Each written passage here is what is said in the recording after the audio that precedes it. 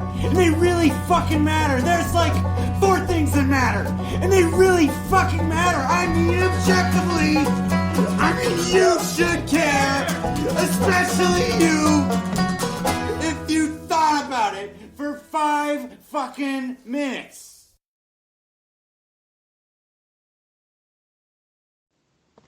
Welcome to episode 25 of the Outer Voices podcast. As always, it's Keem and Esmé. We are on the road from somewhere in Tennessee right now. We are on our way back from the March for Public Education in Washington, D.C. Woo! We had an excellent time, and we managed to get quite a few spectacular interviews. We've caught some caught some speeches. Mm-hmm. We ended up, some of our interviews were scheduled in advance. We caught some impromptu there. They had a whole slate of incredible speakers who, if you go to the March for Public Education website, I know a lot of these people have done speeches around the country. You can look up who they are. You can see, I'm sure, speeches that they have done. People from all ages, people from all levels and all involvements in education, who care very, very deeply about the quality of public education in the United States, who have amazing perspectives and insights into what is wrong with public education in our country and what the value of public education is and how we can continue to have incredibly good, effective public education in the United States. So definitely go look into that and check out you'll get a taste of it in our episode today. But yeah, we had an incredible time. We hung out on the lawn by the Washington Monument and heard these amazing speakers. We marched over. It was about 100 degrees and extraordinarily humid. Ugh, it was awful. It rained. It rained on us later. Uh-huh. It rained on us after the march. But we marched on, as a group all the way over to the Department of Education building. On the way, we got asked, I got asked personally, and I'm sure other people did as well, what is it that we're marching for? So we got to explain to people who were in the city that day what it is that we were marching for. We marched and had a rally over at the Department of Education building. We left some presents for Betsy Devils out there at our workplace. Yeah, we all left our signs leaning against the front of the building. There are pictures of that, even if they take them down before tomorrow morning when she comes to work. But there are pictures of that online. I'm sure that people have sent her the photos. But yeah, all in all, it was just really incredible to gather with other people who are invested in building and maintaining a good public education system. Like a public education cannot be underestimated. Right. It is incredibly important for the continuation of our democracy, as evidenced by the ridiculous, flawed logic and horrific, horrible rhetoric, and just absolute ignorance that's on display since November, right? It is essential to the continuation of a democracy that works for the people to have public education that helps people to understand the reality and the implications of what happens in our world. Right.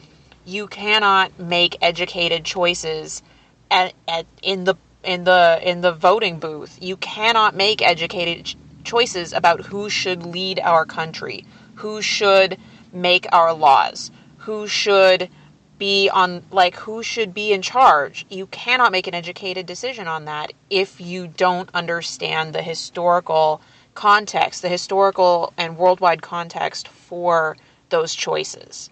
If you cannot think logically about the problems, if you don't know what the problems are, you cannot make an educated choice. And so we will continue to have like worldwide leaders who work against the interests of the American people and for the interests of whoever is giving them money. It's almost as if the administration would want a complacent and unknowing populace. So that's the reason that public education is under attack, and why it needed to be fought for. It needs to be fought for, and why we were there marching our asses off. Yes. I will, and we managed to get a very diverse crowd of speakers. Yes, we did. Ranging from people who were disabled, people of color, immigrants. We got a very wide array of speakers, with a lot of representation. One thing that worried me while I was out there, though, I felt like there almost wasn't enough representation, but honestly, from the numbers that were given to me, it was about right, and which is kind of bad. It's more than kind of bad. People of color are underrepresented in our public school systems. As teachers. Yes, I was looking it up because Keem had brought this up to me when we were at the march, that we were looking around and the crowd was very, very white. Very white. And we were thinking about it, and then as we were preparing for this episode, I looked up the numbers, and nationwide, as of 2012, so probably the numbers have changed a little bit in the last 5 years, but probably not dramatically. As of 2012, 45% of students in our nation's public schools are people of color, but only 17.5% of public school teachers are people of color. Right. And so to see such a very white crowd, I would say that I would not be surprised if 20% of that crowd was people of color. Right. That seems like a good approximation. Right. To me. Would you? Honestly, I would think a little lower. Honestly, about maybe 16%. Okay.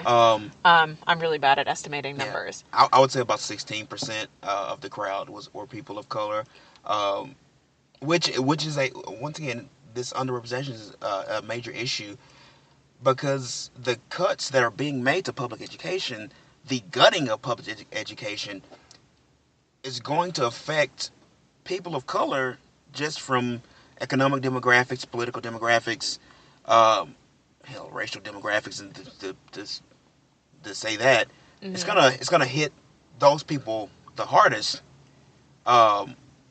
which, of course, not great. Nah. Obviously, I'm a person of color, and my dad taught 30 years in public school and still teaches now, and I have another young cousin who just recently graduated and is starting to teach. And so the issue of people of color in public education means a whole lot to me. So we got to get on that. Yeah. Yeah. I don't think that we have time to get into why this underrepresentation of people of color happens within our education profession. Yeah. There are many and varied reasons for that. We should go into that at some point. Esmé actually saw me stop myself from going into it just then. Yes, I did. Because Milestone, this is the first episode that we've ever recorded while we were both in the same place. Right. Haha. Anyway, but yeah, so that's a whole other issue that we could go into. But I don't think that we're going to go into that today, because we have a whole list of speeches and interviews to share with you guys today. We have it split into a few sections of interviews and speeches, then a little bit from us in between. Yes. And more so into the end of this show, and we certainly hope you listen to every single one. There's a lot of good information, a lot of good experiences, and a lot of good things being said in these interviews, in these speeches that need to be heard. Yes.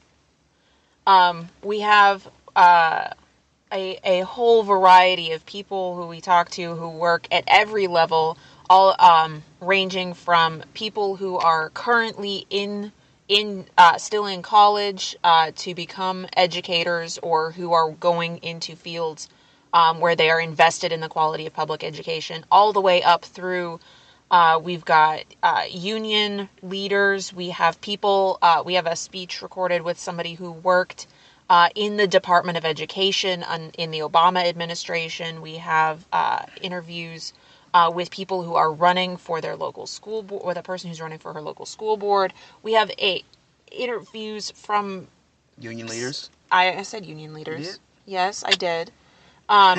People who work at every level and in every possible aspect of public education, or we sure tried to find them. So sit back and enjoy this. And we'll be hopping into add our own commentary periodically. Please excuse the choppy editing and background noise. All of these interviews and speeches were recorded outside, so you'll hear background noise, traffic noise, airplanes flying overhead. Also, I have been editing this on my phone while Keem is driving us back toward Tennessee. So the editing is not even as smooth as I usually get it, which is not very smooth. So, and Esmé deserves a real round of applause for taking the lead. She really took the lead on this show. She did all the editing while we're on the road. You actually don't hear a lot of me in these interviews. Esmé deserves a lot of credit for this, so thank you. Pretty sure our listeners thank you too. You're welcome. Anyway, so we're gonna kick off our first set of speakers. In this set, you'll hear first from Sana Abrar, who is with the United We Dream, which is an organization for students who are immigrants, to support immigrant students throughout the country. Then you'll hear from Gabby, who is one of our college students who we spoke with. We have a really interesting interview with her. She is currently in a very unique situation with her. She goes to a very unique university, so make sure to listen for that. And we'll close up that set with Jordan Goddard, who is currently Miss DC International. But she is also a third grade teacher, and her cause of choice for the Miss International pageant organization is arts education in public schools, which of course is near and dear to my heart. And she was amazing to talk to. So enjoy these conversations, and we will be back with you after that. I don't know about y'all, but I am fired up. How are you doing? I like to be in the center of the stage. All right, well, good morning, everyone. My name is Sana Abrar, and I am here representing United We Dream, the largest immigrant youth network in the country. Now, I just want to say this because this used to not be a political statement, but today it is. I am proud to be an immigrant. And no matter what Donald Trump or the extremists have to say, I am here to stay. On behalf of United We Dream's hundreds of thousands of members all across the country, we thank you.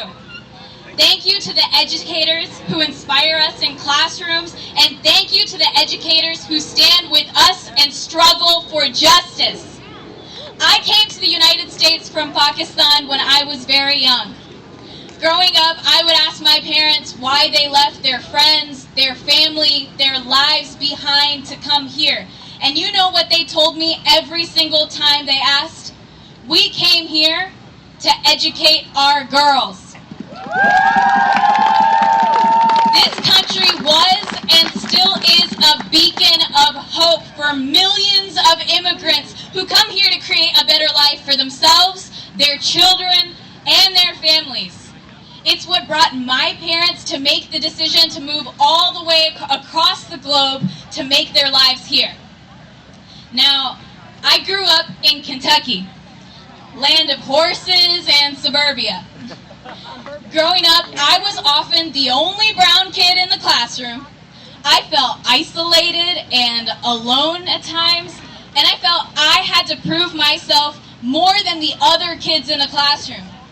I was a brown Muslim immigrant in Kentucky. And there was bullying. Kids would call me out for my religion or my background, and you know what? I listened to the wise words of my mom. They want you to be angry. They want you to walk away. Don't do that. Educate them. Make them better. And you know who else supported me along the way? Educators, teachers, people who created safe spaces for me to be me. Stories like that are heard every single day at United We Dream. They're part of why we believe in high-quality public education for every single child.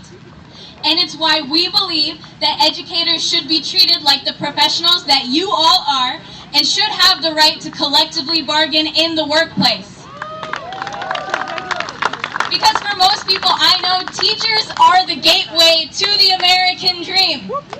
Teachers who believe that regardless of our skin color, religion, the languages we speak, whom we love, the papers that we might not have, every child has a fair shot at discovering who they are and what they can become. So my name is Gabby Buggy. I'm from Cincinnati, Ohio, and I'm currently a college student at Berea College in Berea, Kentucky.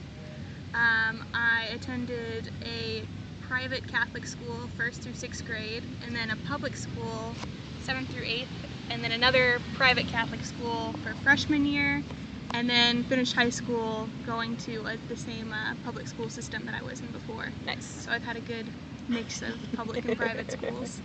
Excellent. So you said you are in college right now. You're an education major. Peace and Social Justice Studies major. Ooh, Nice. Brand new major. That's awesome. So what's your interest in education? Like, what's your investment in education? So I've always been really interested in making sure people have quality access to education, because that's something that I really, switching between the private and the public school systems is what I saw a lack of. I really believe that the quality of someone's education shouldn't be determined by their zip code or their parents' bank account. And it was interesting to have the switch between private to public instead of the other way around, because I got to see that what the students in private school were learning was at least a year ahead of everybody in public school. And when you got to the public school system, there was still a lot of slower action because students who didn't understand didn't get quite the care and attention that they needed, but students who had already understood the lesson were sitting there twiddling their thumbs and teachers didn't know what to do with them. And so it was difficult to kind of see that system working and seeing people fall through the cracks, and also see the levels of discrimination as well. One thing that I saw in my school that I didn't really like was we had a really good education system set aside for an education cautious for special education students or for students who had learning disabilities or other needs, but it seemed like the students who were also the poorest income students and who had a bad time in school because they just needed extra attention or extra care were also put into the special education system.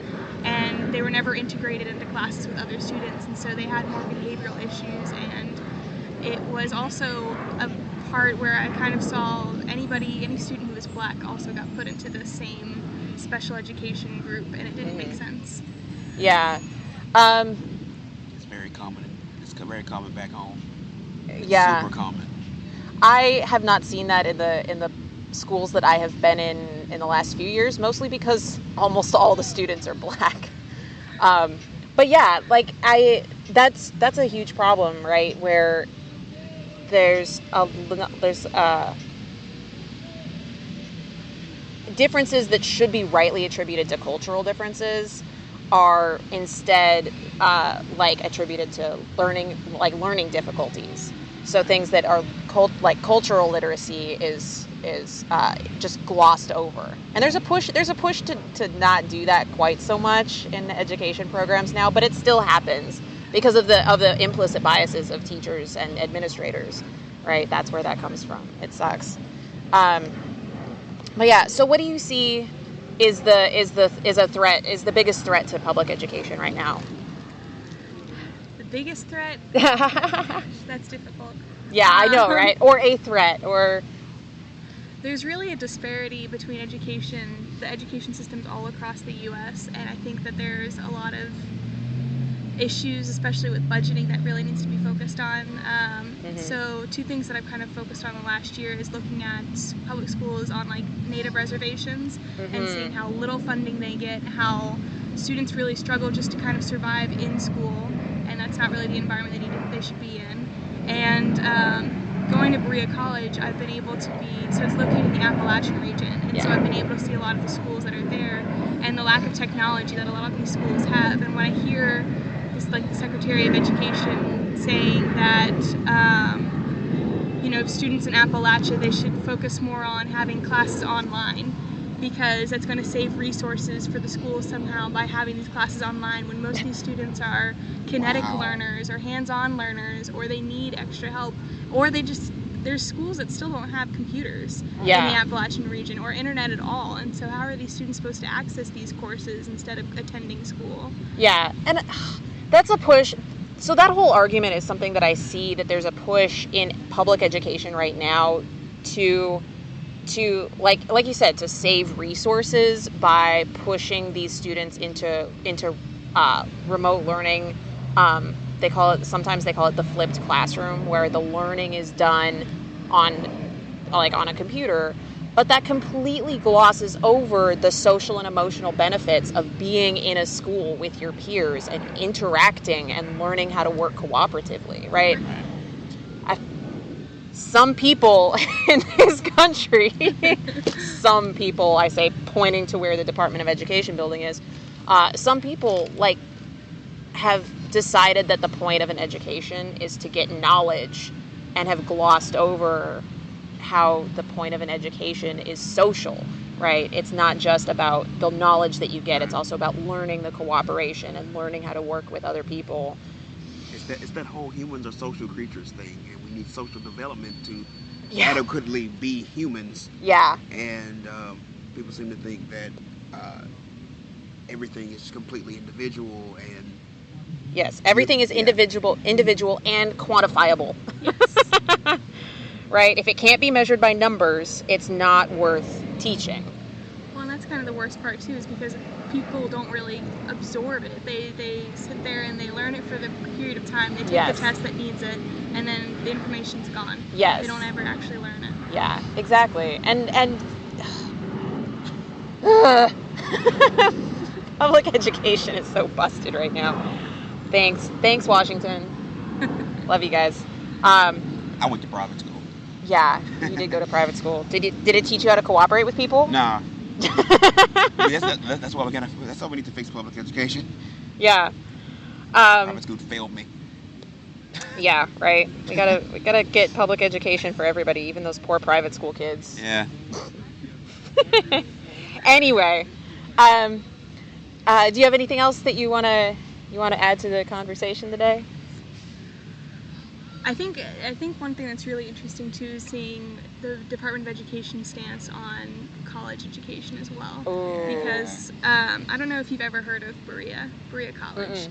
It is actually America's only tuition-free college. Yeah, you mentioned that. Yeah, and it's one of the few labor colleges that are actually in America as well. And so all the students that go there are economically disadvantaged in some way or another, or unable to pay for college. And a lot of they try to aim for students from the Appalachian region as well, because those are the people that really can't.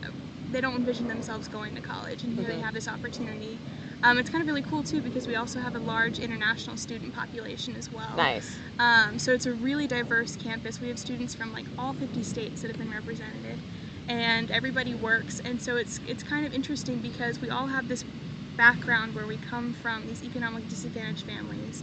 We all work at least 10 hours a week, and we all take these rigorous classes. And so it really creates a sense of community, and also a lot of just activism, because we're all coming from these oppressive backgrounds, and we're all able to share in this conversation together.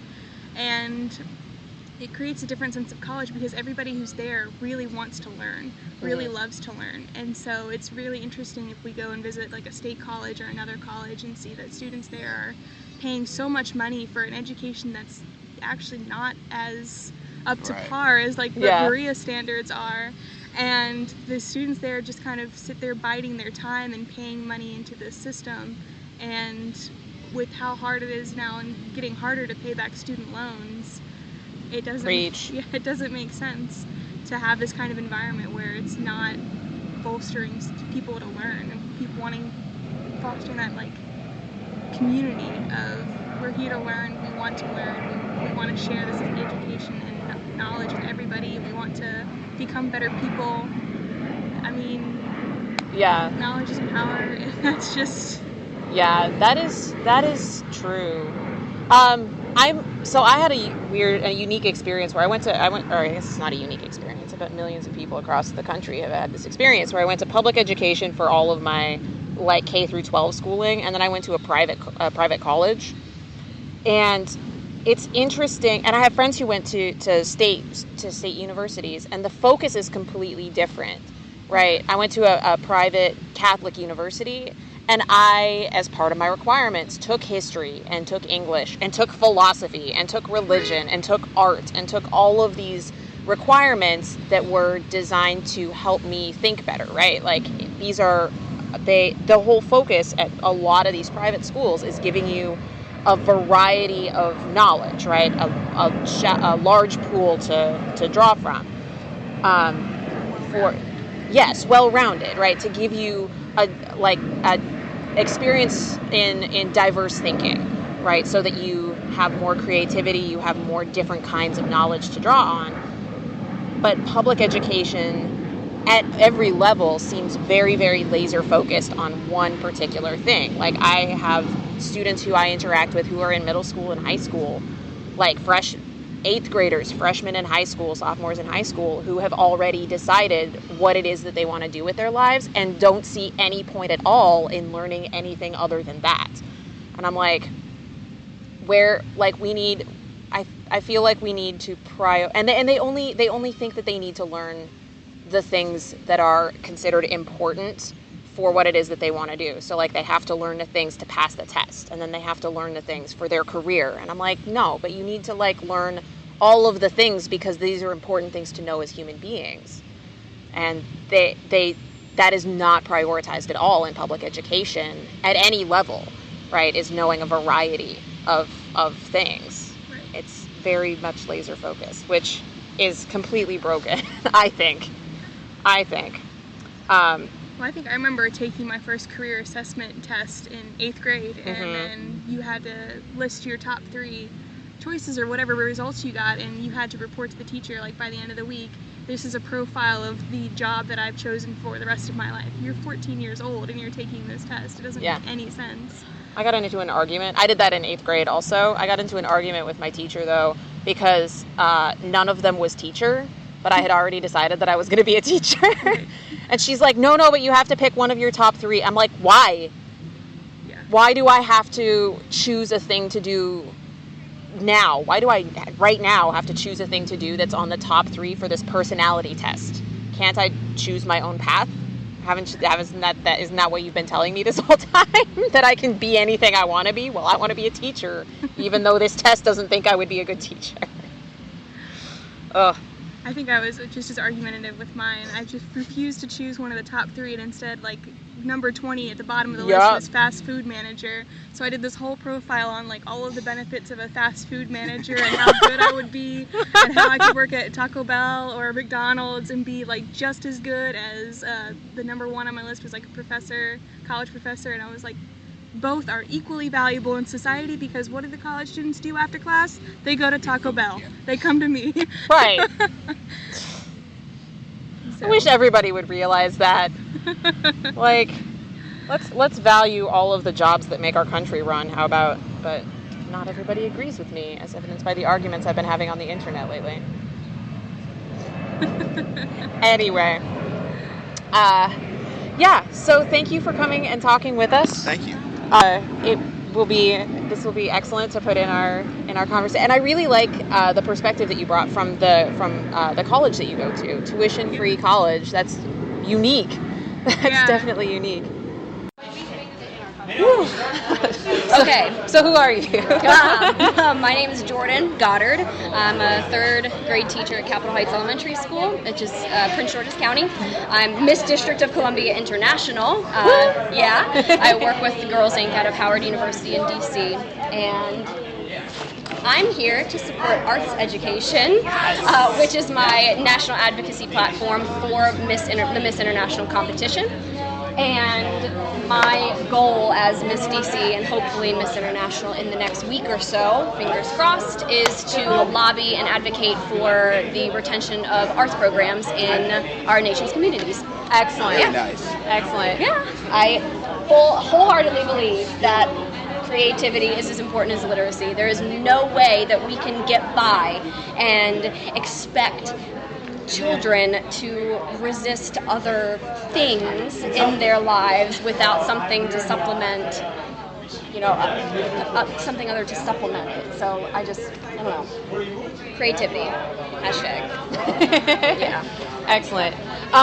What would you like to see as forward momentum following this event, this March for Public Education? I mean, in terms of like events and stuff? In terms of what can teachers do now going forward, and what can the public do to continue to support the education of the kids? You know, it's funny, honestly, I had said a couple times, where are all of the people? Like, there's a lot of people here, don't get me wrong, but like, when I look at other marches and other big events, I was like, where is everybody? So really, honestly, I wanted more teachers here. I wanted more public, people in the public here just to get the message across. I mean, I think we were pretty clear, but it could have been louder. And so that's what I want to encourage people to do, because this is my first time doing anything like this, and I would do it a million more times.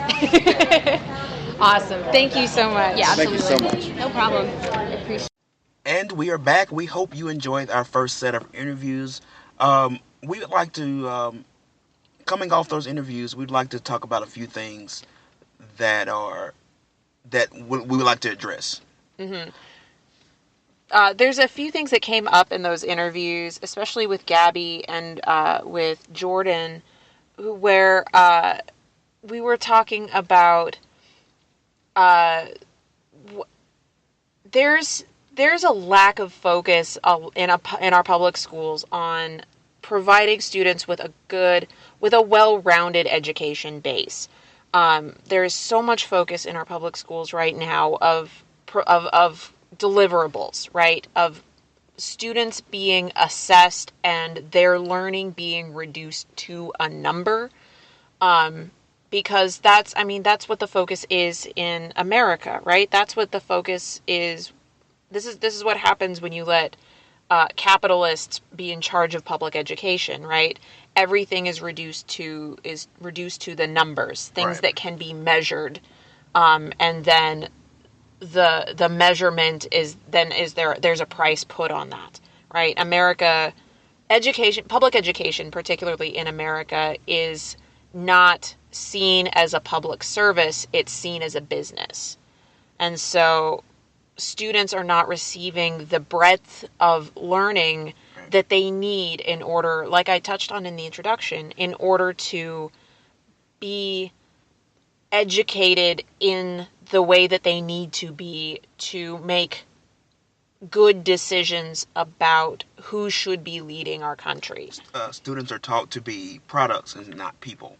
Yes. I mean, which goes back to, if you know anything about the history of public education, that goes back to like the history of public education in the first place, which was meant to, one of the primary primary goals of public education was to prepare students, to prepare people to work in a factory setting or in a some kind of in a workplace, right? It's very, very regimented. Vocational.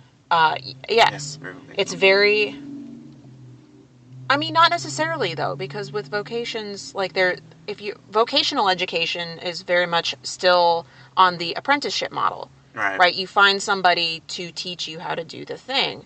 But public education was to prepare students to be part of a workplace, right? Which very regimented, very hierarchical, right?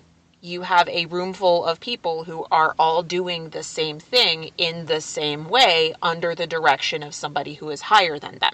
Basically worker ants. Yes, yeah. Exactly. Right? It was never,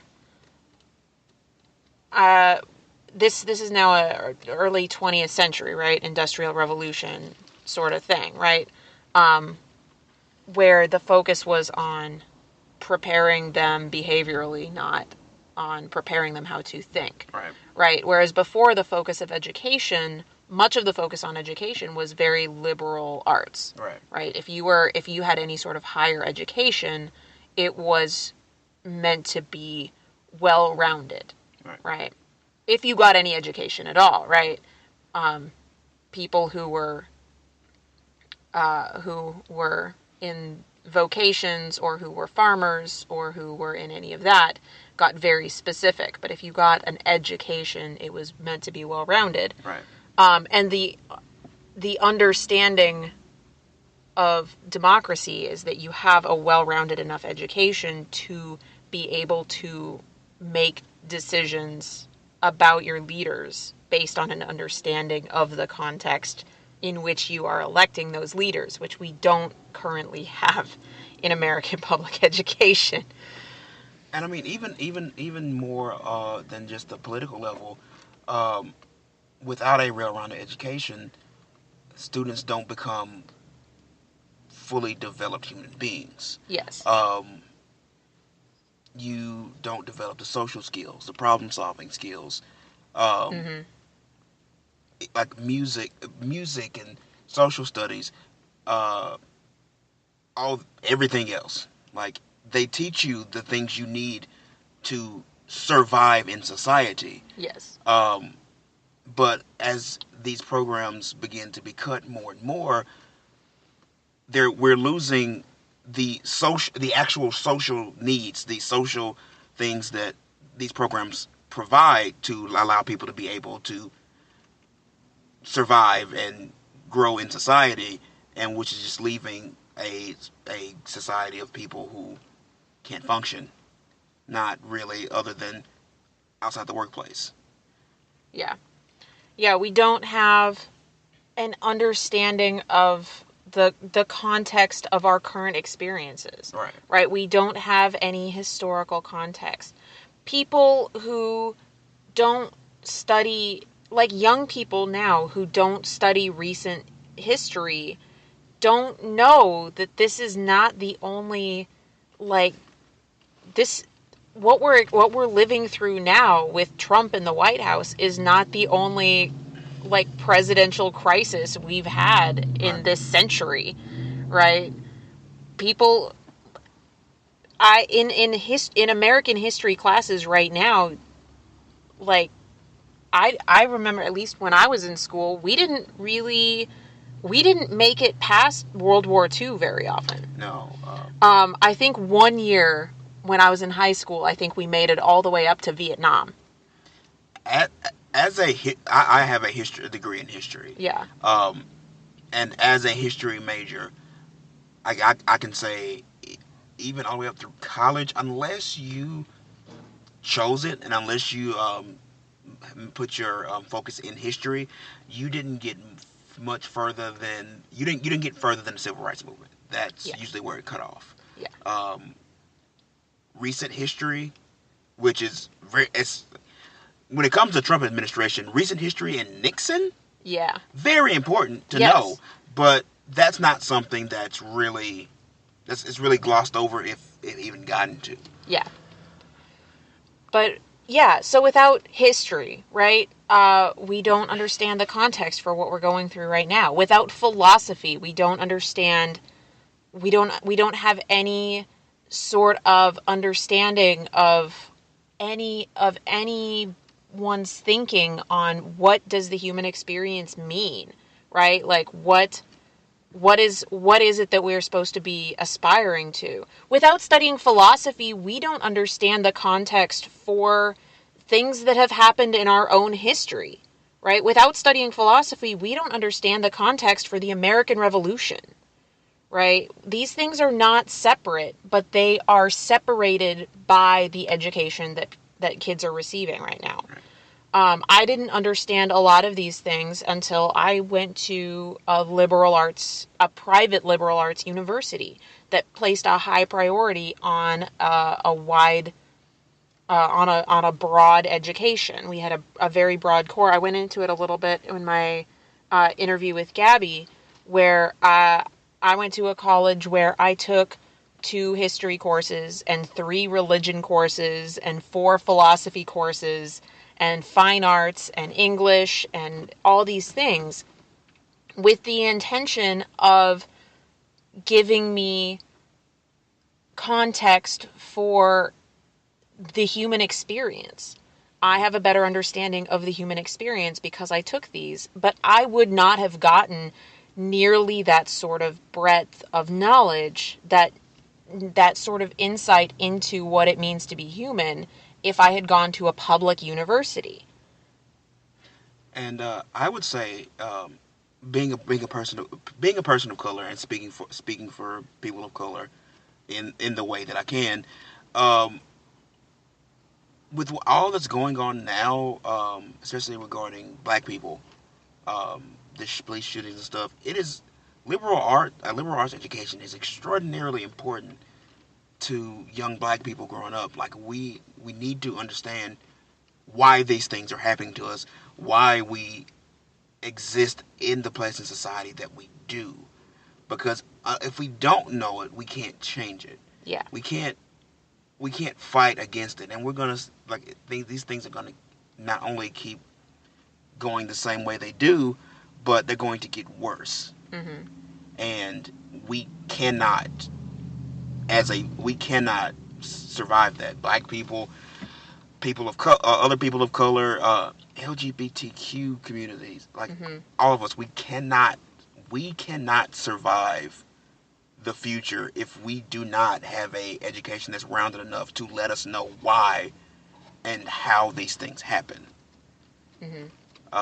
That's just the truth. And with cutting liberal arts in schools, the way it's been going, and if we don't stand up and stop it from doing, it's going to be a lot worse. Yeah. You know?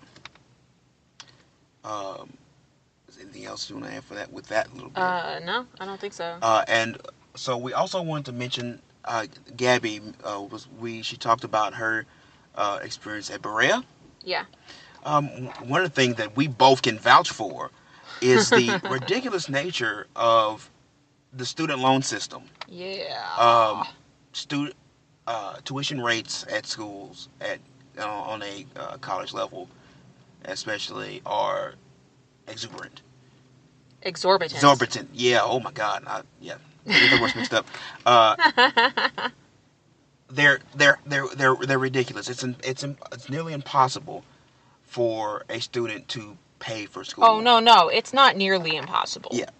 Well, it's impossible. It is impossible for one person saving up their own money to, I would bet that it's completely impossible if you start as soon as you are legally allowed to work. Right. And save every penny that you make and then continue to work full time throughout college, you will still not be able to pay for probably any university program without taking out any loans. Even students with parents who aren't pretty well off are going to still have to take out student loans.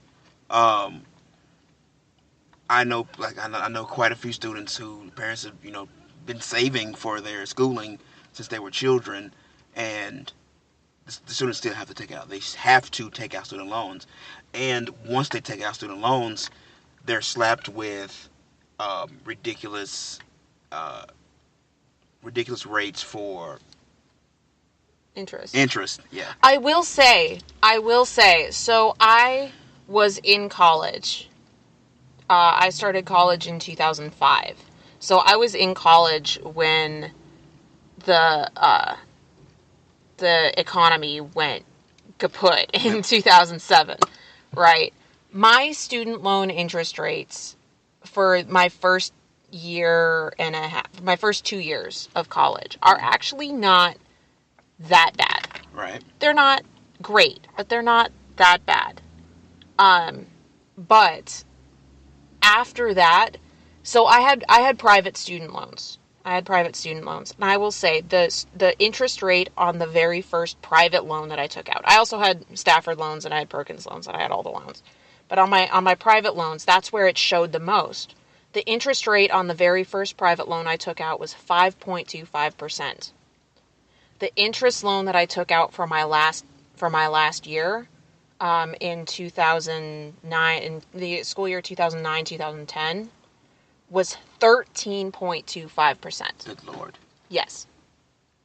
So it got ridiculous there for a minute. But I will say that in the last 10 years, under guess who? You know, that person that the Republicans want to blame for tanking the economy? Oh, yeah, Obama. Oh, yeah. Heard that guy. The things that happened, the things that the Fed did during the Obama administration, the economy did actually chill out. So I finally got to refinance my student loans, my private student loans, and my interest rate is not nearly so bad as it was. But still, right, like, even without an exorbitant interest rate, students are still forced to take out a crippling amount of debt. Even if you don't look at the interest rate, there is no reason that any student should have to graduate with $20, $30, $40, $50 plus $1,000 worth of student loan debt just to get this degree that will maybe get them the job that they want. And for me personally, I'm about to start law school, and that's an impossibility. Of course, an impossibility for me to pay for on my own. Like, that's just not something that's going to happen. I'm going into law school, $36,000 in debt. By the time I get out, I'm going to be well over $100,000. Like, I'm going to spend the rest of my life paying off student loans. That's just the reality, and that's the reality not just for me, but for many, if not most students.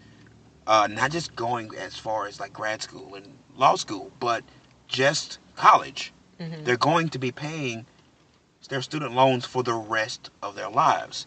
They automatically inherit, for trying to get an education to trying to get a job, basically. They inherit thousands upon thousands of dollars of debt, which is uncalled for. Like, there is no reason for that. And the administration gives those things. Well, this is occurring because students need to be working to go to college. Students are working. Yeah, and students are working. It's impossible. Yes. And the thing that drives me the most up the wall, right, is not the rhetoric about, oh, students should be working. Well, they are working, right? They are. But the thing that is driving me the most up the wall is even while the current administration is talking out their asses about the value of a college education and how students just need to work harder and blah, blah, blah, they have done, I mean, nobody has done anything to stop the ballooning of college tuition, right? College tuition has increased. I think one of the speakers said that in the last 20 years, college tuition has increased 175%, which is absolutely insane. But despite that, right, and despite all this rhetoric that they have about the value of a college education and blah, blah, blah, the current administration is actively working to end protections for students on their student loan debt. The current the Department of Education under Betsy DeVos is currently working to end the public service forgiveness for student loans, which is a forgiveness loan program based on 10 years of public service, right? They're currently working to public service in, there's a whole bunch of different fields, right? They're currently working to end loan forgiveness for teachers who teach in low income or high need schools or high need subject areas, right? They are currently actively working to end protections that are currently in place that would help students not be saddled with this debt for the rest of their lives. I believe under the Obama administration, they put in place a forgiveness program wherein if you made your student loan payments regularly and didn't miss any payments for 25 years, any balance that you had left at the end of 25 years Right. would be forgiven, right? And the Trump administration is working to get rid of that protection also. They are actively, this is serious, they are actively selling students into slavery. Like, just to be honest, you are going to be working to pay back a debt, not debt servitude, Yeah. which is basically slavery, you know. Yeah. But you're going to be spending your rest of your life working to pay off these debts that you incurred just to learn. Yeah. And that is debt servitude. That is basically slavery. And you, as much as we are land of the free, home of the brave and such, that's slavery. Mm-hmm. Moreover, they don't want to raise the okay, this is going to be a tangent, but they don't want to raise the minimum wage to a rate that would allow people to actually pay off these debts, right? If you are making minimum wage, you're not actually paying on your student loans because you are on income-based repayment, and your student loans would be so much of a high part of your income that you would not be able to afford housing and food for yourself. So you're just compounding interest and not making payments because you can't make payments, and this is a nightmare. This is a nightmare, and I do not understand how Republicans can continue to call for American participation in the economic system. Oh, that's how we're going to rebuild our economy, is people just have to spend more money, blah, blah, blah. Capitalism, yay, except we are not going to pay workers enough to be able to afford the basic necessities of life. Forget paying for an education that might help them get a better job. Forget them actually having enough money to participate in the American capitalist system. Right. Ugh. And sorry, that was a tangent. I'll even say, as technology progresses, unskilled work becomes less and less. Like, that's the more Unskilled manufacturing work becomes less and Yeah. less. Service jobs industries will still be a thing. Yeah, but you get what I'm saying. But it becomes harder for those who don't have certain degrees of education to find jobs. Yes. And which really makes education a necessity. It's not really a privilege. Yeah. It's not a privilege at all. Like, screw that. It's not a privilege. It's not something that that's not a luxury. Yeah. Education is it's a right, and it's a necessity. You can't put students, you can't put the public in debt servitude over a necessity, over something they cannot survive without. Mm-hmm. And as the future goes on, it becomes more and more true. Yeah. No, don't apologize for that. I'm going to have to stop this because otherwise I'm going to kick off a whole other tangent. I feel like we need to have another episode about this at some point. It's going to keep going. But So I think that this is a great opportunity for us to now transition into our next set of interviews and speeches that we are talking about. We have some more people who talked with us about the quality of a well-rounded education. We have interviews with people who who were speaking on all sorts of different aspects. So we've got an interview first up with Matt Peitzman, who is a technology educator from Pennsylvania, who spoke with us about the necessity for a well-rounded education. We spoke with Teresa Mitchell Dudley, who is the president of the Prince George's County Education Association, who talked with us about the need for teachers to unionize and how teachers can get involved and advocate for themselves and for their profession. We talked with we got a section of a speech from Rebecca Coakley, who worked in the Department of Education in the field of disability rights advocacy under the Obama administration, and who spoke very, very powerfully on IDEA and the current administration's attempts to undermine the education of disabled students. And we have a conversation with Liz, who is also a college student going into public education. So a voice from the future of public education. So enjoy these next set of speeches, and we'll be back with you soon. I'm Matt Peitzman. I am a technology education teacher. Suburb of Philadelphia / suburb of Allentown, PA, kind of closer to Allentown in a fairly rural area.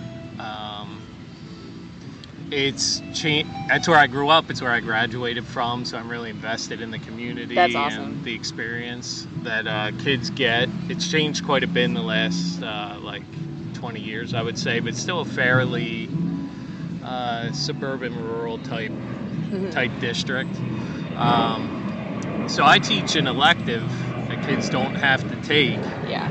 And I've taught in a couple different schools, but I'm back where I started. And I'm just a really big believer in public education and all kids getting a fair liberal arts kind of education, not specifically making them take one course or one kind of career path. They're trying to force kids into all the same path and kind of box and things like that. So that's kind of what I feel public education's about. Mm-hmm. So I have a friend who lives close to here, right across the river in Arlington, so I thought it would be a good chance to catch up with him again and then come here and be supportive. Nice. What do you see as the biggest threat to public education right now? What I'm scared of is funding and public education decreasing in its effectiveness or its attractiveness for people, and basically education become haves and haves nots. Yeah. That even more so than it is. Right. Now. Yeah. Like, I still think a really good public education district, a lot of people will send their kids there. Yes.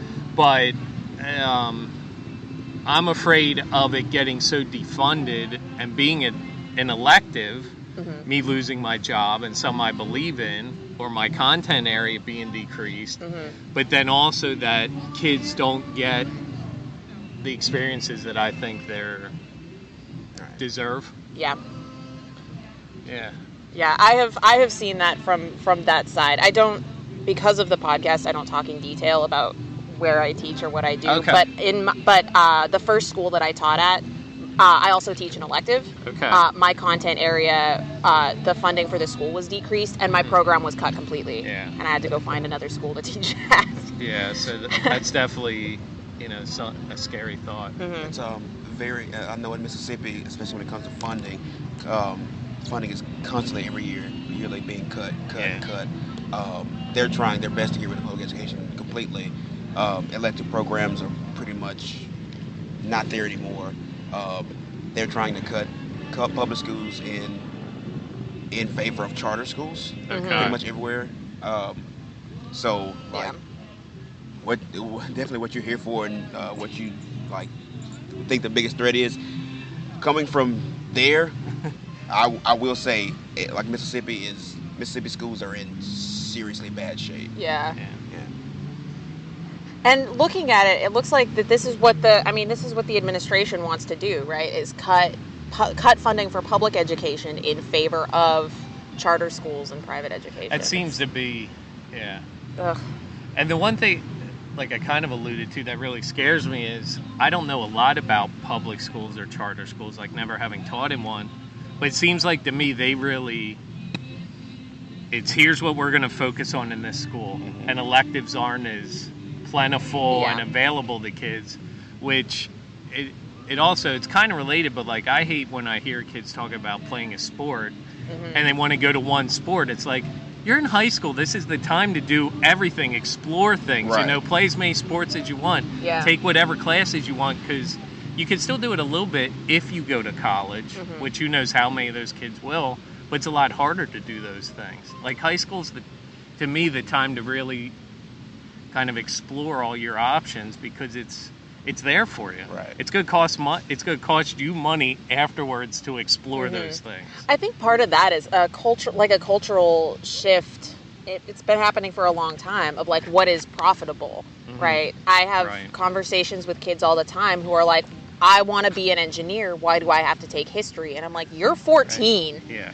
And you need some historical context for these things. Yeah. But they don't understand why they have to take things that they don't see as relevant to their career path, which they've decided when they're 14 or 15. Yeah, which like, is... Guys. Yeah, that also kind of scares me about vocational technology education, that you're asking a 9th grader... Yeah. What they're going to do the rest of their life. Yeah. I think they're great if a kid knows it, but like... I kind of had an idea I wanted to be a teacher, but I was thinking maybe history, maybe...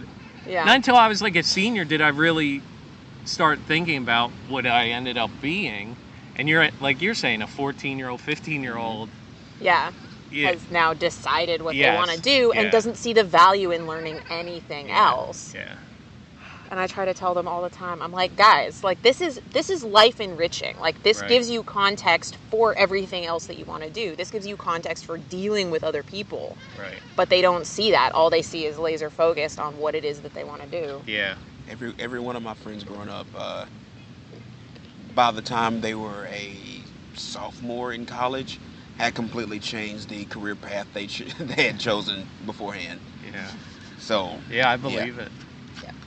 Yeah, I almost picked up like a minor in college, and because you start getting interested in other things, and I think it's important for kids and young adults not to be afraid to be able to want to do things like that too. Right. I was at a week-long workshop this past week in Delaware, and we were kind of having some educational talk. It was all teachers, and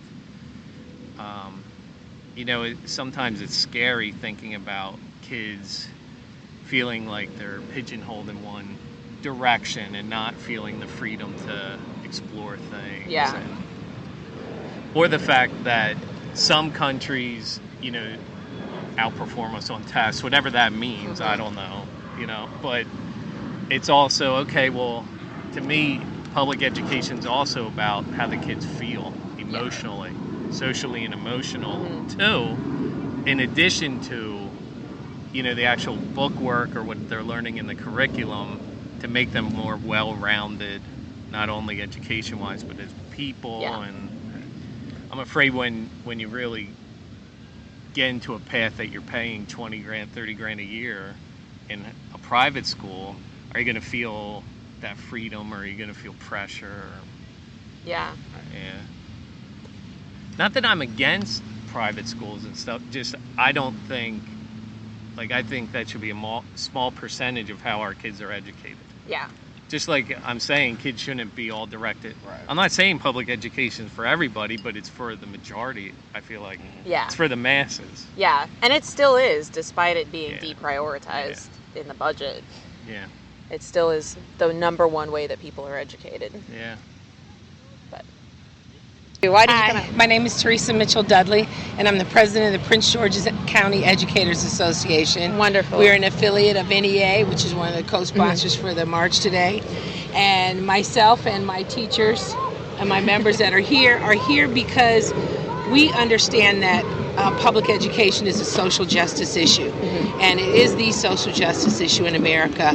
When we look at the children and how they're being treated, our Islamic students, our immigrant students, our Latino students, we're very concerned about the threat of vouchers and the expansion of charter schools in our country, when we know community schools is a better answer, whereby those resources that are already in the community can be used to enhance public education. Excellent.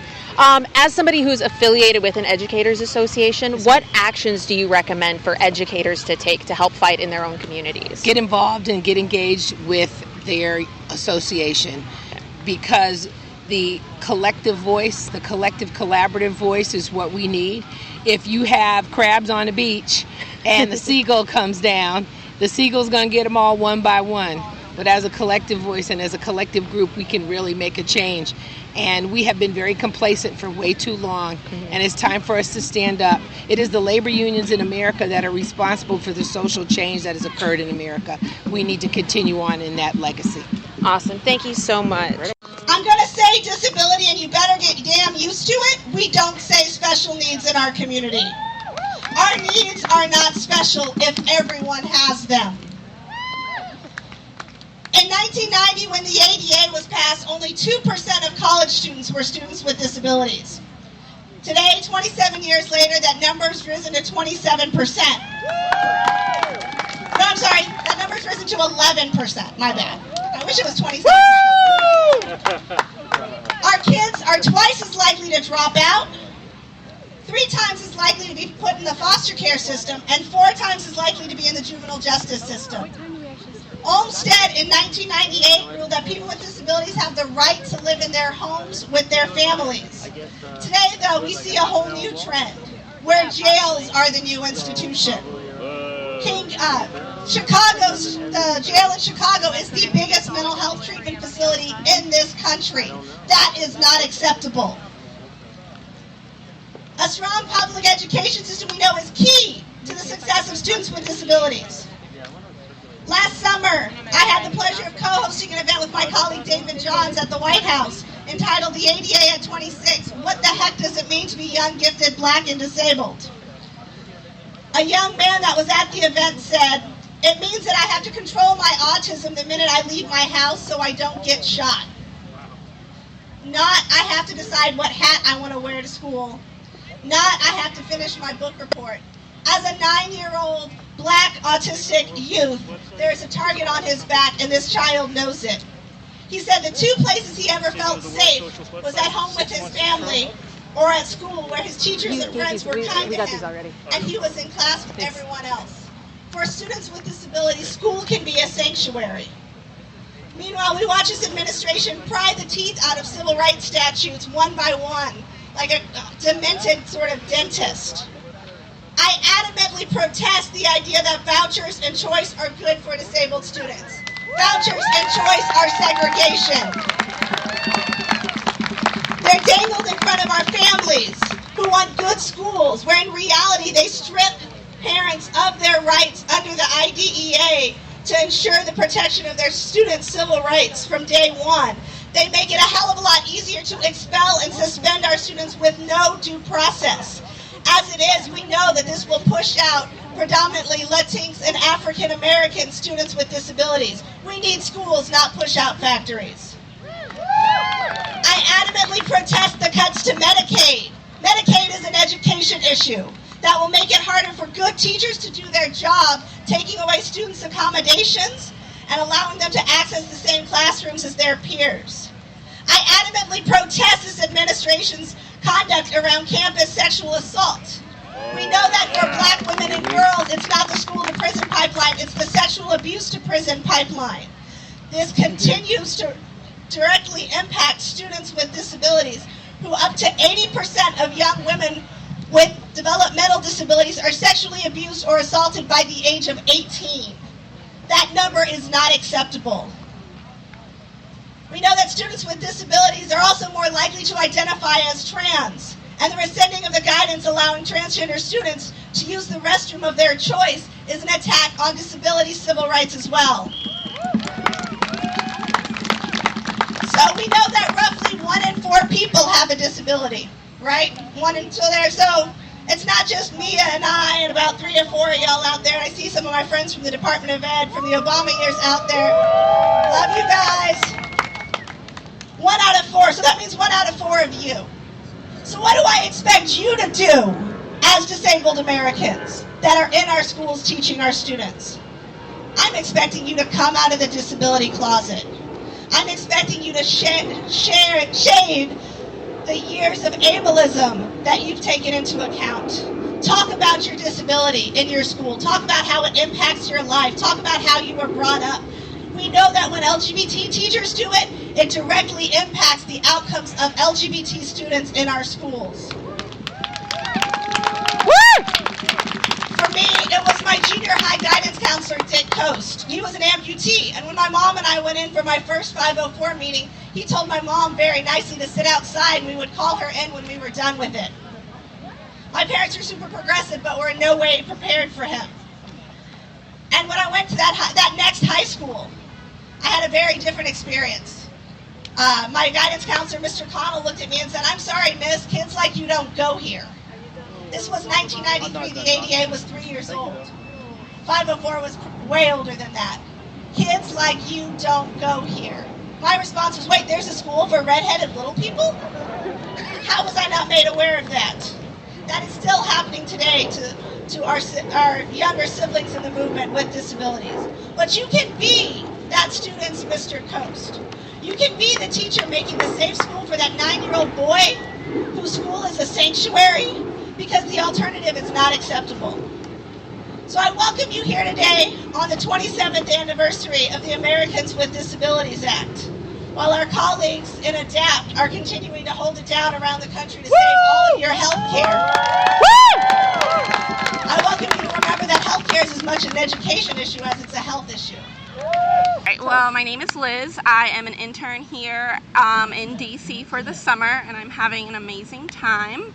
I'm an undergraduate student at a university in Delaware, and I major in middle level education with a concentration in math, social studies, and special ed. Nice. So I have a whole group of things, and I'm about to graduate this May. I just passed my praxis exam, so it's official. I will graduate in May. Yay! So, yep.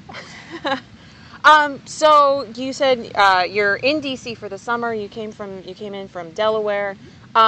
Why did you come out in the heat today to come to this march? Yeah, this heat is atrocious. Let's just say that to start with. I've come out today because I am a future educator, as I said, and I'm a student, a product of the public education system. So as a future educator and as somebody that has made it from the education system, it's my duty to be here. I am extremely privileged. I'm white, I'm straight, I'm from a middle-class family in rural Pennsylvania. So I'm the epitome of lucky, so to say, but a lot of people aren't. And I don't think that students, because of their religion, because of their race, because of their sexuality, because of their skin color, whatever it may be, should be denied an adequate and excellent education. Mm-hmm. So the thing that really inspired me to come out to this march today was my student teaching experience last semester. I was student teaching at an urban school district, which is what I wanted to go to teach in following graduation. I want to come back here to DC. But I was student teaching in an urban school district, and all of my students at the end of my last day wrote me a note about something they enjoyed, or even if they didn't enjoy something, they could put that as well. And one of my students wrote, "You'll be the best teacher forever." And if anybody's familiar with middle school students, they don't compliment you on anything besides your outfits very often. In my experience, they don't compliment you on your At outfits all. very Yeah. often. So to have a middle school, and he was a male student as well, so to have a middle school boy student tell me that I was going to be the best teacher forever, that meant a lot. But I took it beyond that, and I really took it to heart in the sense that, yeah, I'll be the best teacher forever in the sense that I'll teach you the curriculum, I'll make sure that you have an adequate education to succeed, but also that I'll fight for your education. Mm-hmm. He comes from a lower income family, he struggles, and like a lot of the students do, and I think because of that, I took the teacher role as somebody that will fight for their students, just that makes sure that they have an adequate education despite where they come from, what they look like, what they believe in, everything like that. Yeah. So my biggest thing right now is I'm out here to guarantee that the government hears us and says that all students deserve an excellent public education despite any of their needs, which is at threat right now. That's why we're all out here. We're all aware of it. I think whether you're on the right side or on the left side, you can agree that a student and a child is a child and they deserve an excellent education. Yeah. So I don't think this is a party argument right here. This is human rights. This is education's the basis of everything when it comes to getting people on an even playing field. So yeah, so that's why I'm out here in this heat. Yes, that's awesome. Braving the heat for a good fight. Exactly. Yeah, it's worth it. Exactly. So. And I will say, so I am an educator. I don't talk in detail about it because of the podcast, but I also am involved in Memphis. I'm up from Memphis, but I'm involved in protests there. And I have had students ask me on more than one occasion, oh, why were you on the news last night? And then I get to have that conversation with them. Like I had a student text me while I was at the protest. I protested at my senator's office for the DeVos hearing. And I had a student call me while I was there and be like, hey, is this you on the news? Like, why are you on the news right now? And I got to talk to that student about what was happening in our country and why and how I was there to fight for her education. Right. And that's so extremely important. Yeah. Go ahead. Well, I was just going to say, and so as somebody who's coming into the education, they see you.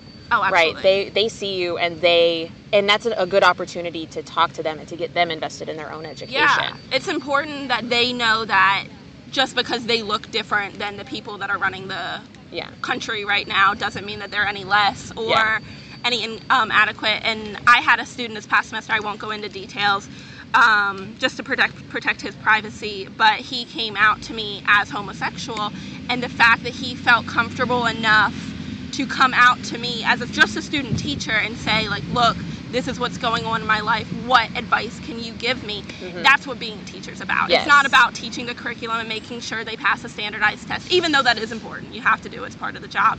Yeah. But it's about being that person there for your students, whether they're struggling at home, they have personal struggles going on, or they're just having a bad day. Yeah. I think that's what's important. That's why we're all here. Yeah. So. All right, everybody, welcome back.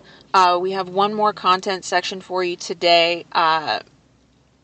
So you have heard in a lot, or have heard or will hear in a lot of these speeches, and if you watch the news or anything like that, you will hear this a lot about vouchers and charter schools.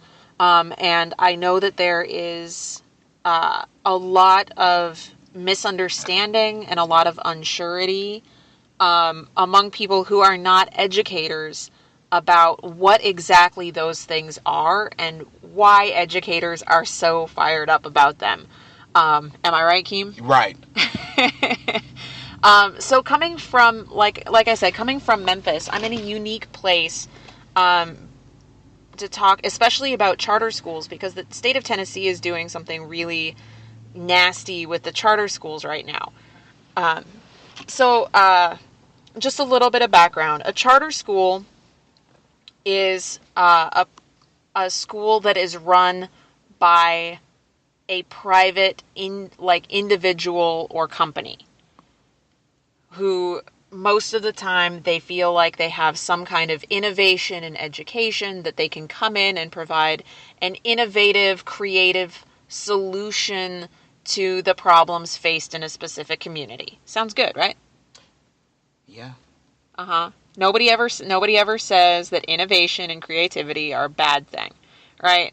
So, and even when I was first coming into the education profession, and learning about what was going on in American education, these things seemed like a good thing to me, right? Like these are groups of people who have creative ideas to come in and educate students who are currently not receiving a quality education, which sounds like a really great thing. However, if you are paying attention at all, you know that at the heart of every or almost every charter school is somebody who wants to make money. These are schools that are being operated for profit.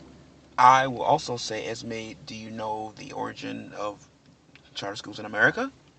Ooh, what's the origin? It's the origin is from very much the same from the modern private school system that originated out of the ending of Jim Crow.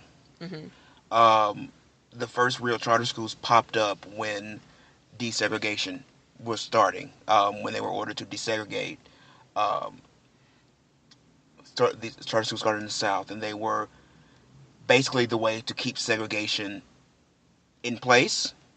You could move your children from the public schools that were ordered to be desegregated into the charter schools, and the charter schools were supposedly, had the better educations, they had these innovative ideas, and they were going to be the future, quote unquote, of the American education system. But really, it was an excuse to keep segregation in place, which is still the case in Mississippi. And Mississippi is also one of the first places where they really kicked off that idea. But yes, so really the origin of charter schools, as you said, is to make money. Yes. And segregate. Yes.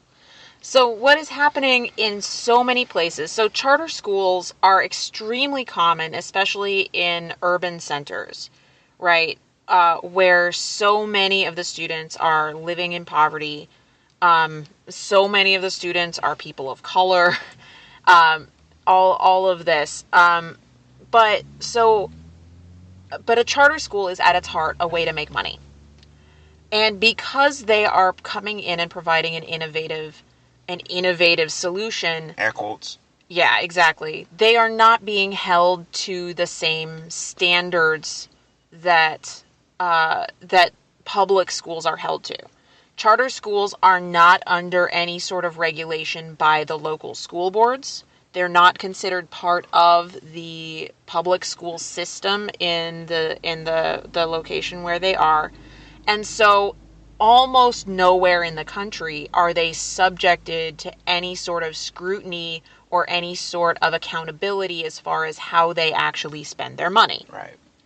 Can we start to see why this is a problem? I can speak mostly from my experiences in Memphis and from talking to educators in Memphis about what is going on right now. So in Tennessee right now, the Tennessee has something called the Achievement School District, which is a statewide, state-run program that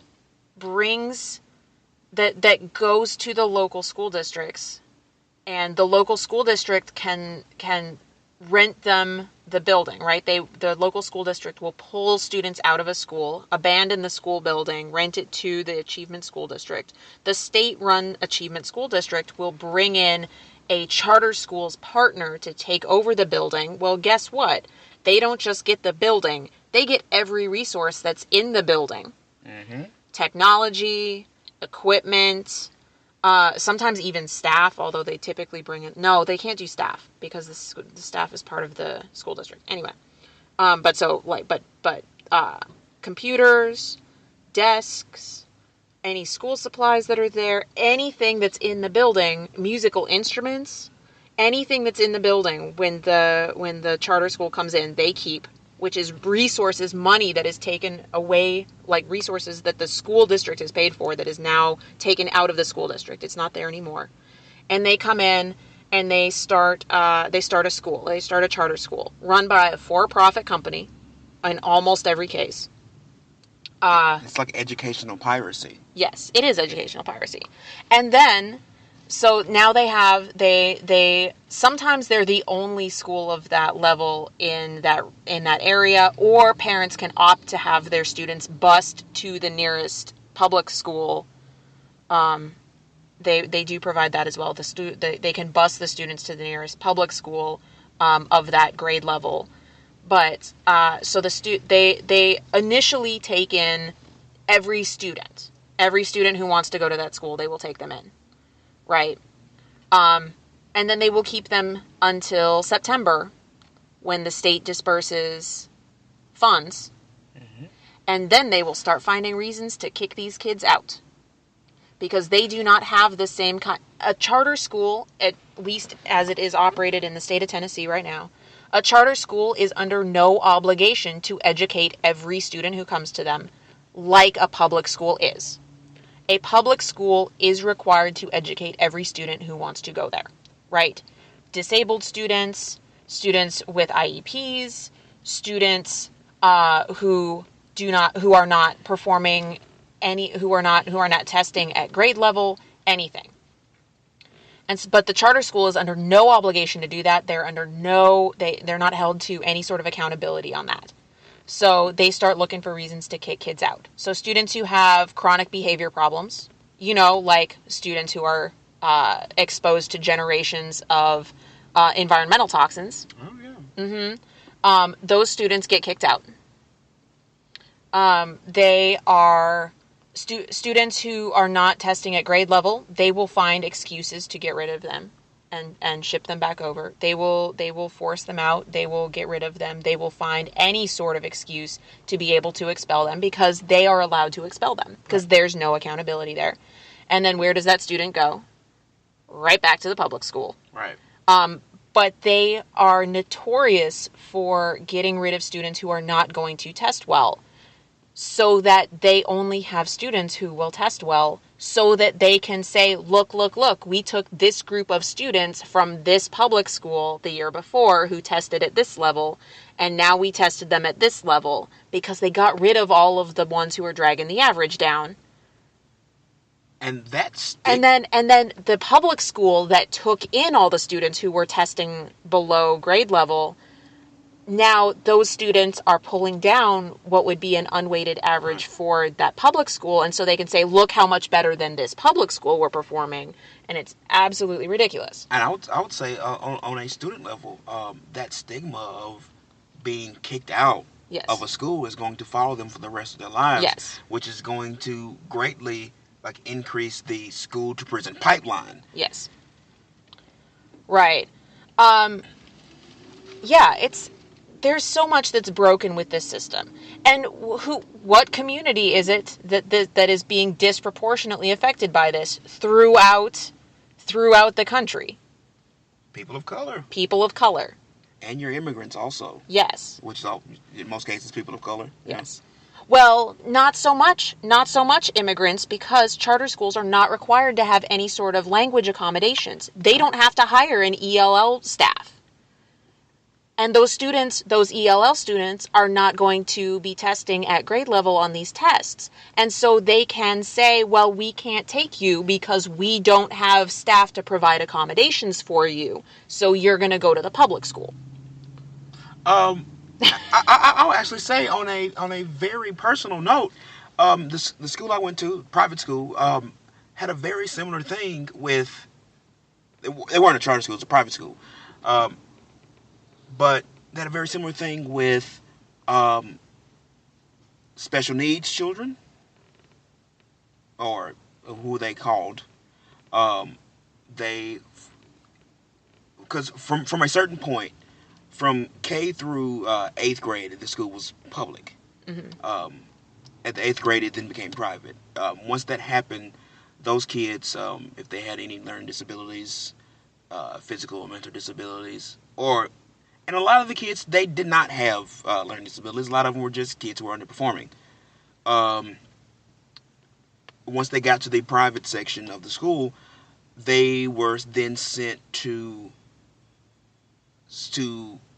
facilities at the nearby public school, which was about 15 miles elsewhere. And you would basically not see them anymore. You would see them once a day when they got on and off the bus. But it was because they said, "Oh, we don't have the staff to accommodate them." And and the thing is, they had the staff from K through 8th. Yeah. And really, that it could have extended further. But once it was a private school, it was no longer basically their problem. Those kids would be issues at that point. So they were shipped to the public school. Yeah. Anyway, so it's crazy. But so the reason that teachers are all fired up about charter schools right now, this is why. It's because they are not educating all students equitably. So even if the charter school, big if, right? Even if the charter school actually has some innovative educational process that will improve test scores, students who are ELL, students who have learning disabilities, students who cost more to educate are not going to see the benefits of that because these schools are not required to hire the staff to help them. These schools are not required to have the accommodations and accountability to educate students who need extra help, right? Students with language needs, or students with additional educational accommodations needs. These charter schools, almost as a rule, do not educate those students because they're not required to, because they're not public schools, right?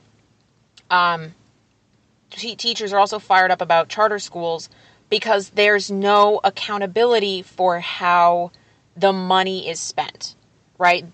Charter schools take public money to educate students.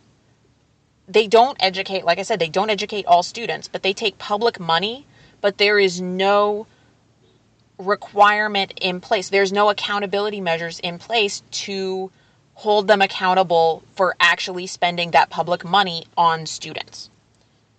They don't have to report how they spent the money that they got, the public money that they got for educating the students. They are not under that requirement. In a lot of cases, like in Tennessee, these charter schools are actually coming in and actually taking physical resources from the public school, district, which takes those resources out of the hands of the public schools that are held to the same standards. They are held to standards by the public, right? The charter schools are not under the control of the school board, but the charter schools are taking those resources from schools that are controlled by the school board, schools that have the accountability to the public in that city. And then there's a whole other rant that I have about how so many of these so many of these charter schools are actually have educational, quote unquote, innovative educational practices that are actually abusive, right? There are some charter schools that one of the innovative things that they do is they don't allow any sort of unstructured student socialization at all.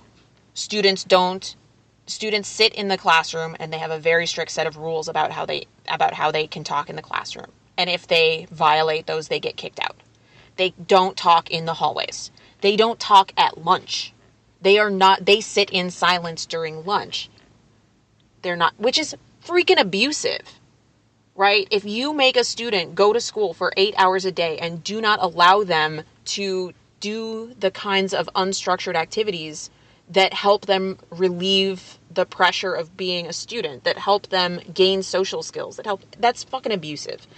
That's what I have to say about that. It's not dissimilar from the school I went to growing up. Yeah. But so anyway, there's nobody holding them accountable for these behaviors, for these actions, right? There's nobody out there regulating whether or not they can do that.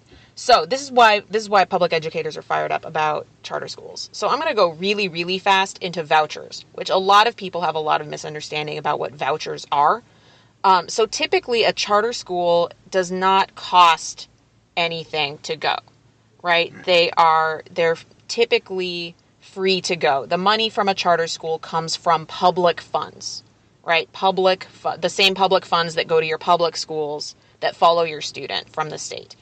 But so a voucher that DeVos and her whole cadre are so happy about vouchers and student choice, and it allows students to go whatever school they want to go to.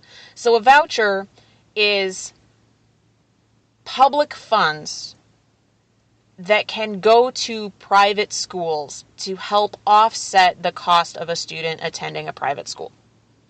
Right? So it's basically the government helping you pay tuition for a private school. That's what a voucher is. But there's a whole host of reasons why these are bad things. Keem, can you think of some reasons why these might be bad things? Besides giving public money to private schools? Besides giving public money to private schools. I mean, step number one, that's the big one, right? Mm-hmm. You're giving public money to private schools, many of which are religious institutions. Yeah, and let me tell you, you probably don't want to send your kids to you really probably don't want public money going to a religious school that can really teach your children anything. Yes. Anything. Yes. Right. So there's several reasons why that's bad, right? One is that they can teach your kid anything. Right. They can teach your kid all of the I'm going to judge. They can teach your kid all of the ridiculous, like, creationist nonsense instead of real, actual science. Like a dude ripping his heart open. That's a whole other thing. They don't teach that in science class. That's in religion class. For one thing, mandated religion classes. Right. Oh, right? God, I hate those. Yeah. For one, mandated religion classes. For two, they are not required to teach actual science. Of course, in a lot of states, public schools aren't required to teach actual science. In fact, in the actual official textbooks, there's not. Anyway, alternative facts, guys. For two, the Department of Education under DeVos has actually, is still, I don't think that they've actually come out and officially said, but is still dragging their heels on the question of whether or not private religious schools that take public funds would be required to admit LGBT students. Oh, yeah.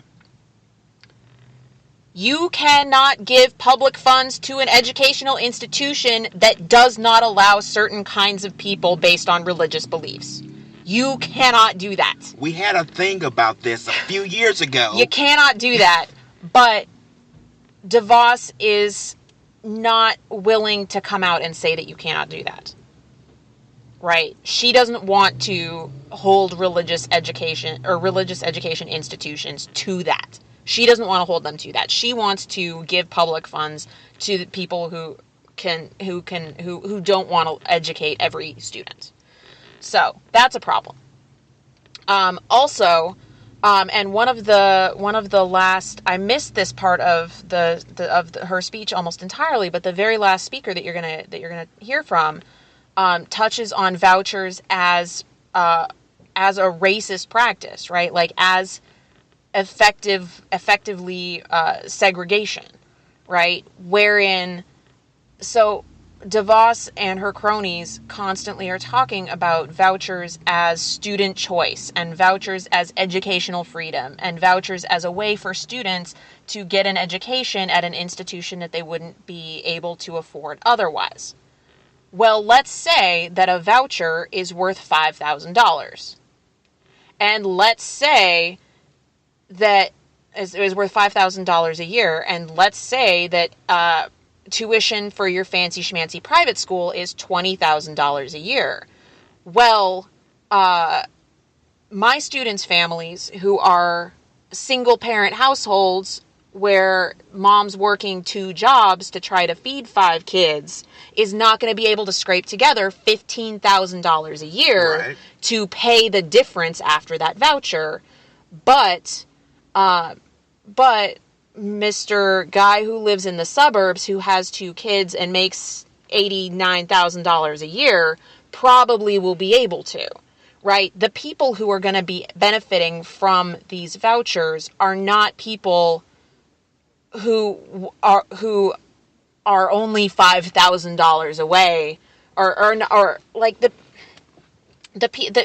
people who are going to benefit from these vouchers are largely white, exclusively middle class, right? Like these are our student choice options for people who are already making almost enough to send their kids to private school, but not quite. Not the people who are struggling to pay rent and keep the lights on at the same time. It's quite like visibly segregationist tactics. Yes. You care to remind people where the speaker who we talked about this especially, you care to remind her where she was from? I don't remember what the town was. She was from Durant, Mississippi. Yes. And it's Mercy Morganfield. She's the very last speaker on our list today, and I missed this part of her speech, unfortunately, but she was talking about living through the desegregation of schools in Mississippi when vouchers first came into widespread use. They were used to help white students go to private schools that the black students couldn't afford to go to. The black students stayed in the public schools, and the white students went to the private schools with the help of vouchers, and so segregation was maintained. The charter schools, the vouchers, they all have a heavy foundation in segregation. Yes. This is not just choice. This is not not providing these extra opportunities that they're lying and saying about. These have a foundation. These are segregation. Yes, and it is bad for our students. It's bad for our students. It's terrible for our students. It's bad for all of our students, right? Like there have been multiple studies done that say that students get the most benefit out of their education when they are educated in a diverse environment, right? If they are exposed, they will be better prepared for life if they are exposed to many kinds of people during the course of their education. And they are currently being prevented from doing that. And this is I don't want to say it, but this is almost not necessary, at least in Memphis, Tennessee, where discriminatory housing practices have already effectively segregated the public school system. All right. But that's a whole other rant, right? I have been in schools in Memphis, Tennessee that are effectively 100% black, because no white people live in that neighborhood. Right. Because of the housing practices. But that's a whole other rant. And that brings a reminder before we go into our final segment, that education, and this was said many times during the march and before the march, it is something that needs to be reminded. Education is a civil rights issue. It is not just something that we're fired up about, we're angry about. No, it is at its heart a civil rights issue. Yes. It is part of the civil rights struggle. If you're not taking a stand if you're not standing up for civil rights, if you're supporting these these charter schools, it's a civil rights issue. Yes. In fact, Pavitra Nagarajan, who is the one of the organizers of this March for Public Education, says that it is the civil rights issue of our age, right? This is the battlefield. This is the front line of the battle of the war in civil rights right now.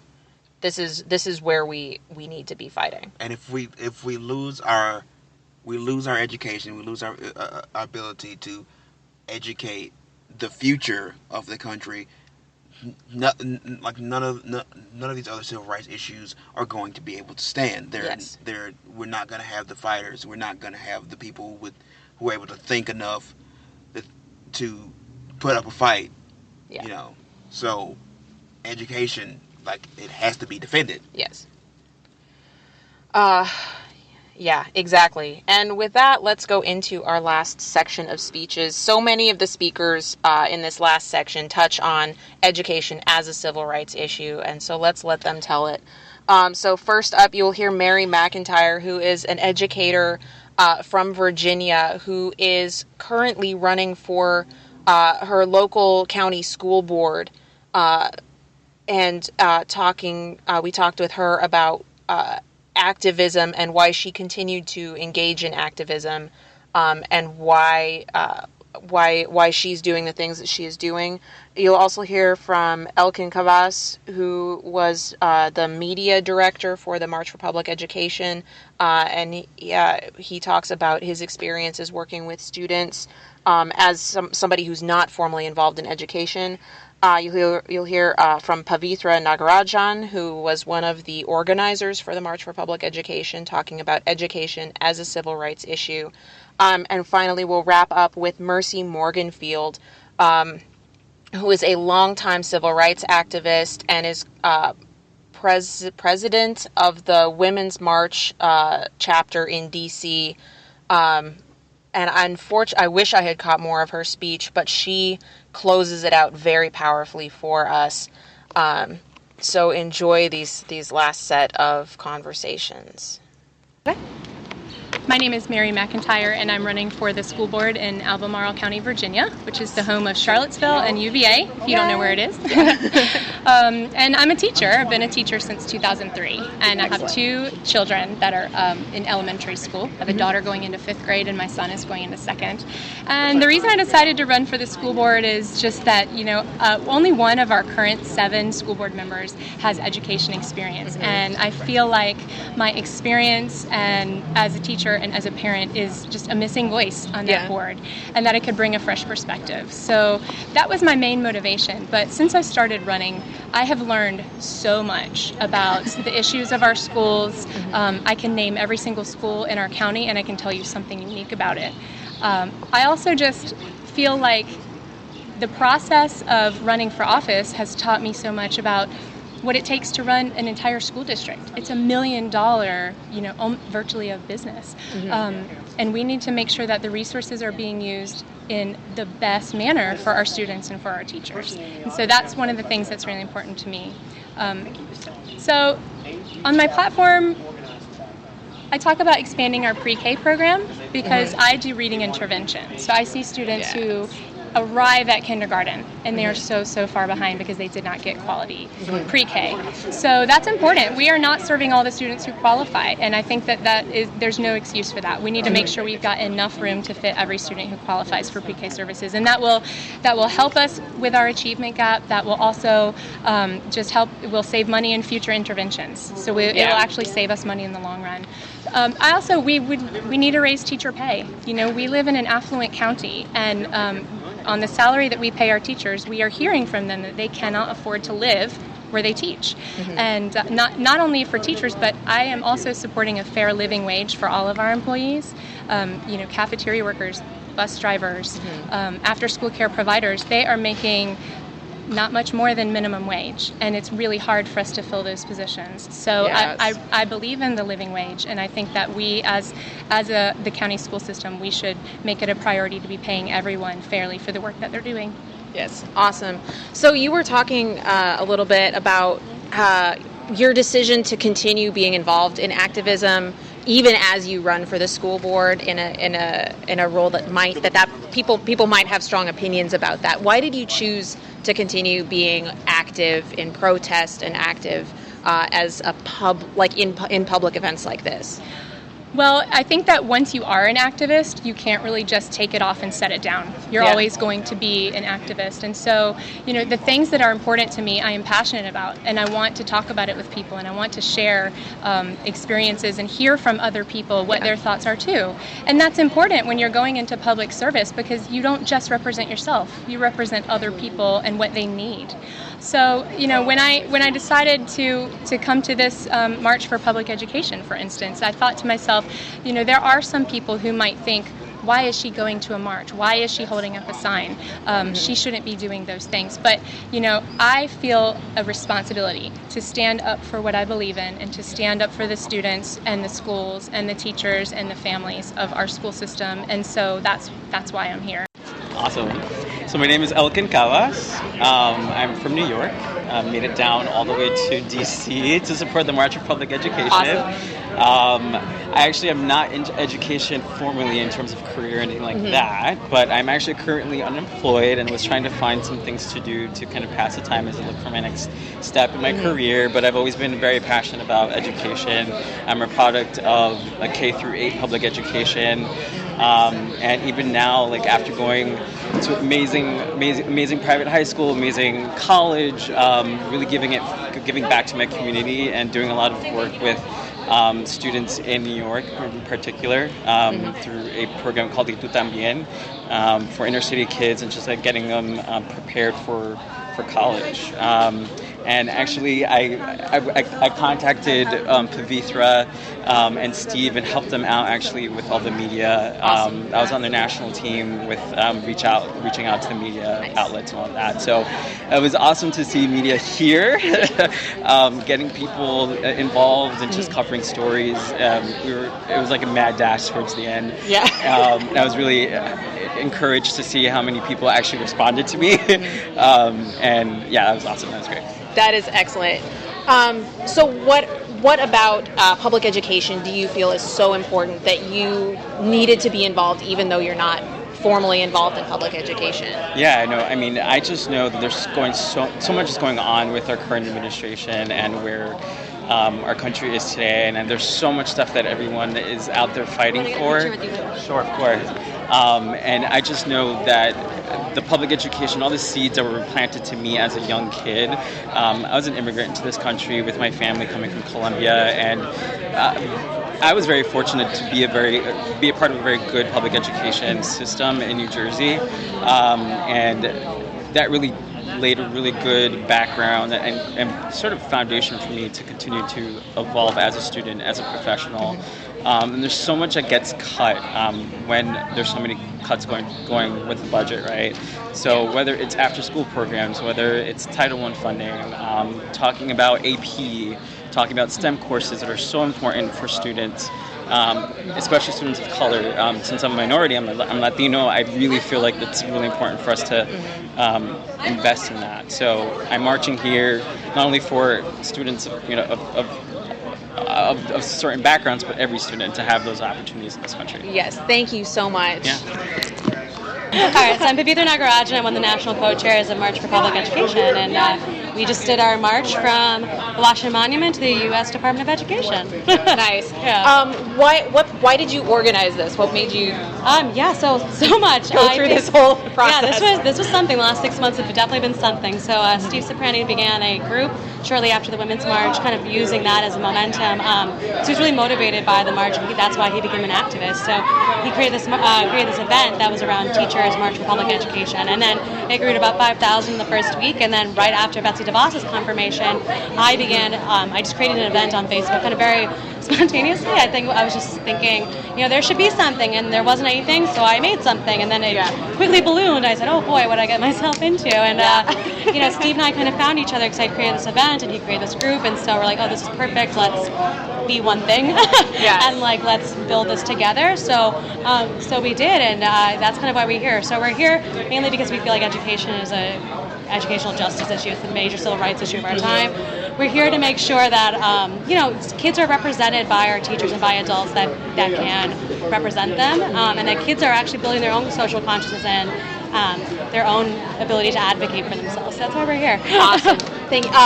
what action do you recommend going forward now? I recommend everyone getting in touch with their representatives, letting them know that they, #M4PE, that they are representing our kids, that they won't stand for hate in schools, that they believe that the Office of Civil Rights should be funded for kids to make sure to protect, protect kids from any violations that may occur in schools, make sure teacher prep programs are well funded, including AmeriCorps, making sure that we stand up for Title I and IDEA, making sure that those funds are actually adequate to represent the schools and the actual costs that are required to educate those students and give them the service that they need.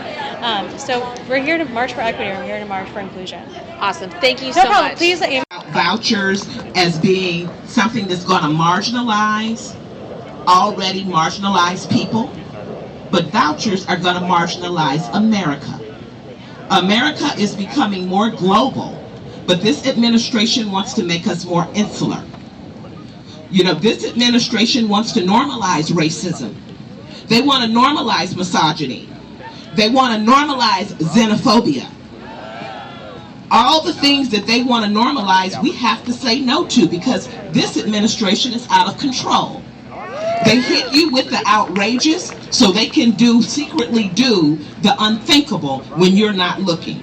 They throw a ball of yarn that way, you look that way, and they do the unthinkable over here.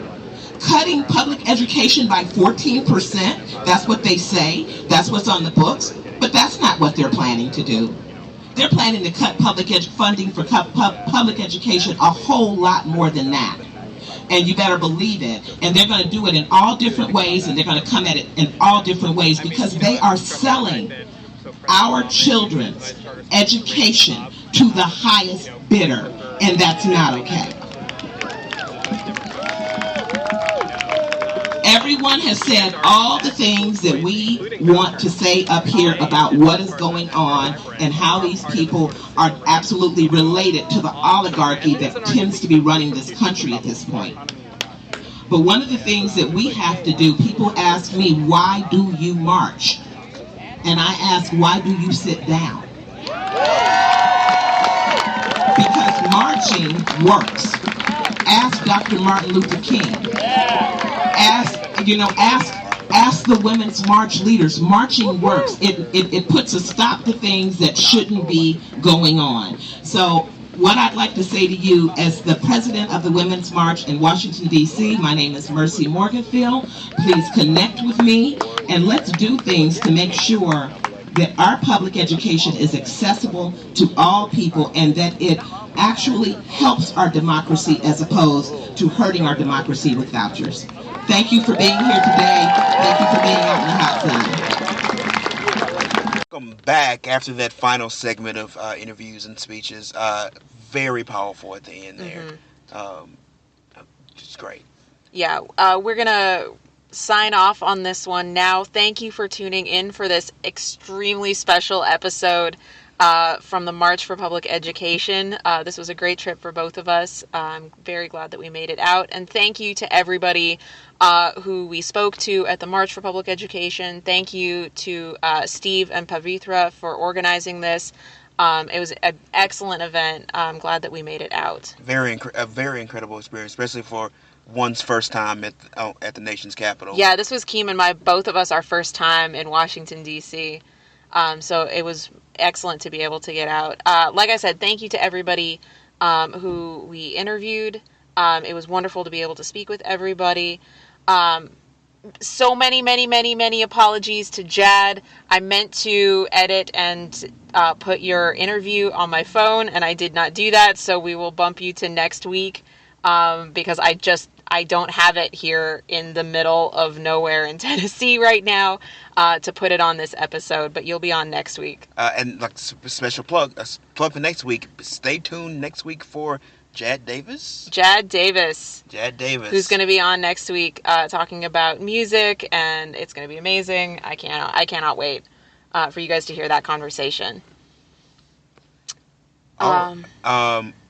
We will there will also likely be some more resources posted. Probably won't be with the description like normal. Yeah. But later on, if you follow us on Facebook, we will be probably posting some more researches to help people who want to get involved with the fight for public education. Yes. Absolutely. Because it's a very important fight that we all need to be fighting for, because it is the battle for the future of our nation, our society, and ourselves. Thank you again to Living Room Leftist for providing our theme. As always, we love you. Go download their album at livingroomleftist.bandcamp.com. And thank you to all the teachers. Thank you to all the teachers who came out to make this stand. To all the teachers who are going out into the battlefields of the classrooms in our education system and fighting for our children, fighting for our futures. You do a job that is unbelievable, and we are here standing with you, and we support you.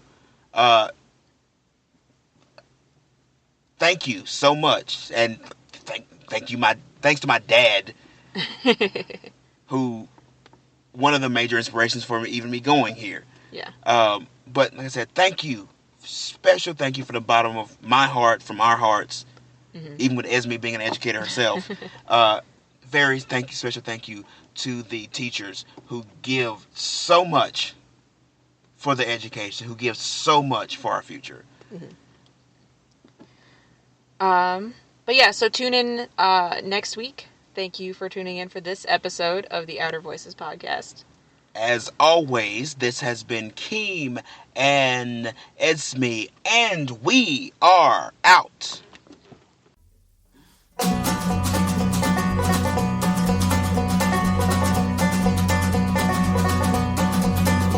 But there are these things that matter, and they really fucking matter. There's like 4 things that matter, and they really fucking matter. I mean, objectively, I mean, you should care, especially you, if you thought about it for 5 fucking minutes.